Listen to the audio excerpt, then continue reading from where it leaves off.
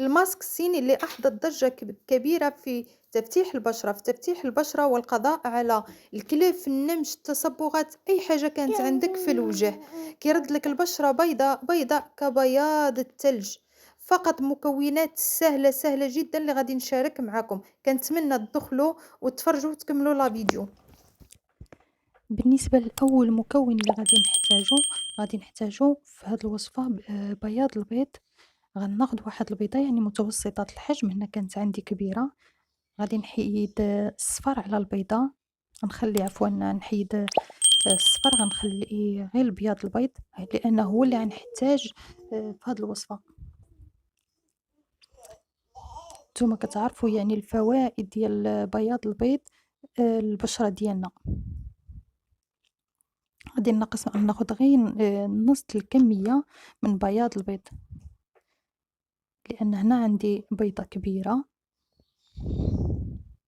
فهو كيساعد عفوًا كيأخّر لينا علامة الشيخوخة، لأنه كيحتوي على فيتامين A وفيتامين B.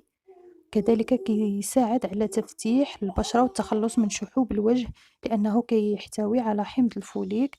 وهنا غادي نستعمل الشاي الأخضر. أنا تقدروا تستعملوا غير نص معلقة باش تجيكم الوصفة بحال الماسك الصيني، يعني في هذاك اللون. أنا كيعجبني أتاي البشرة ديالي لأنه كيقلل من ظهور الهالات السوداء، وكذلك كيحمي البشرة الدهنية،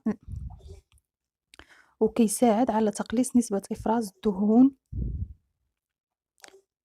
فغنحاول هنايا نمزج المكونات بجوج مع بعضياتهم. خص يعني تيدخل لي داك الشاي الأخضر مع بياض البيض، يعني نحس بالخليط ولا متجانس.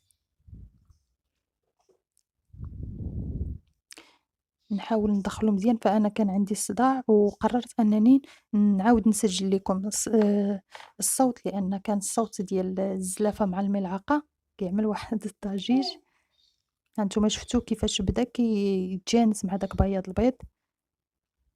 فهنا فأنا طحنتو، يعني ديال الشاي العادي اللي عندنا في المطبخ. تقدروا طحنوه، تاخدوا غير نص معلقة صغيرة بركة. أنا هنا خديت معلقة كبيرة معلقة عفوًا صغيرة معمرة، نتوما خدوا غير النص. هنا كذلك عندنا الحليب المجفف، تقدروا تاخدوا ديال الأطفال أولا تاخدوا نيدو اللي معروف، واحد المعلقة. هو كيفتح وكيبيض، يعني كيعطي واحد البياض، وكي كيحيد عاود كيساعد على تفتيح دوك التصبغات اللي كيكونوا عندنا داكنة، البقع الداكنة، الكليف، يعني كيعطيهم كيحاول يبهتهم. ما نقولكمش كيحيدهم في مرة، ولكن إنما كيبهاتوا.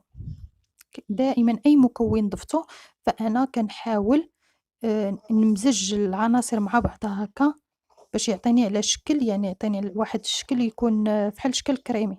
هنا غادي ناخد النشا الغنية عن التعريف. ماسك رائع، ما نشكروش ليكم، ولكن تجربتي معاه صراحة كيخلّي البشرة رطيطبة، كيعطيها واحد التفتيح يعني في البلاصة، وتقدري أنِك ديريه يعني حتى تحت العين.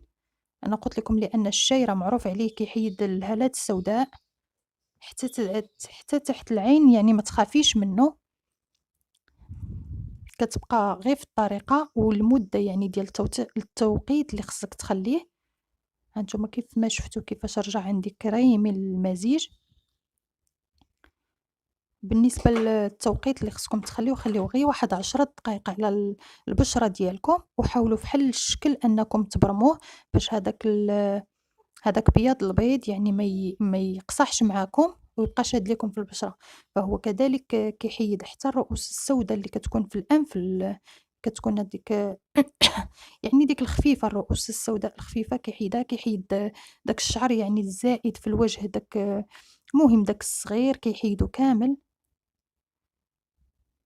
ماسك صراحة غني، ما نقدرش نشكر لكم، جميل جدًا.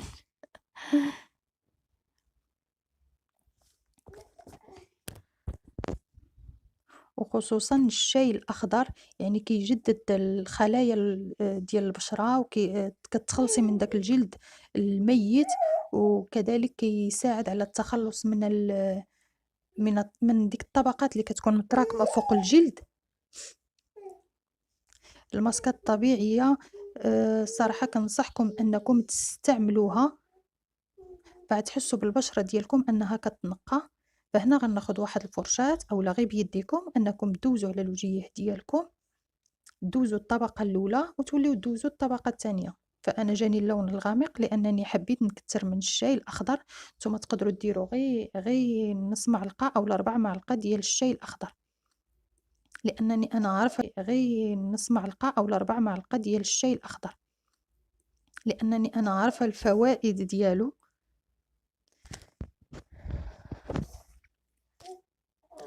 فهاد الماسك تقدروا ديروه يومين في السيمانة، يعني 2 د المرات للحماية على الوجه ديالكم. فهو كيساعد على الحماية من التعرُّض للبقع اللي كتجي للبشرة، يعني فهمتوا؟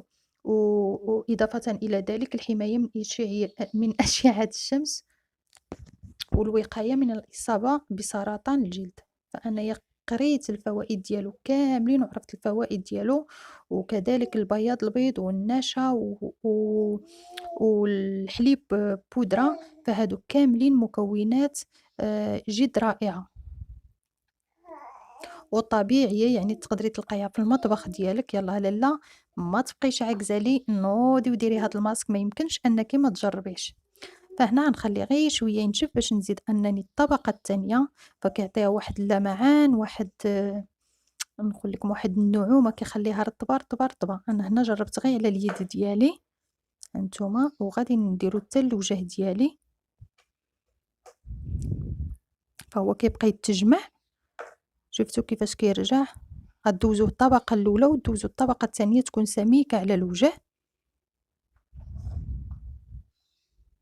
ديروه 2 مرات في السيمانة وغادي تلاحظوا الفرق طبعًا.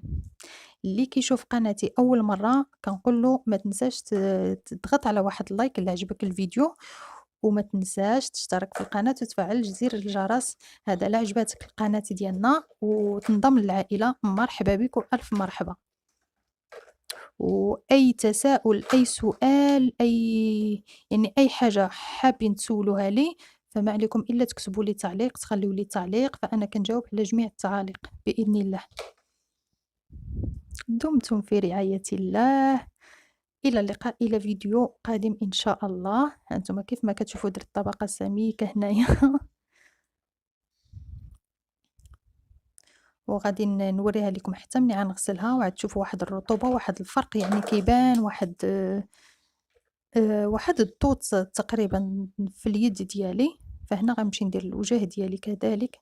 هنا غسلت يدي وقلت راه نوريها لكم قبل ما ندير على وجهي، واحد اللمعان كيعطي في اليد. إلى اللقاء، ما تنساوناش من التشجيعات ديالكم.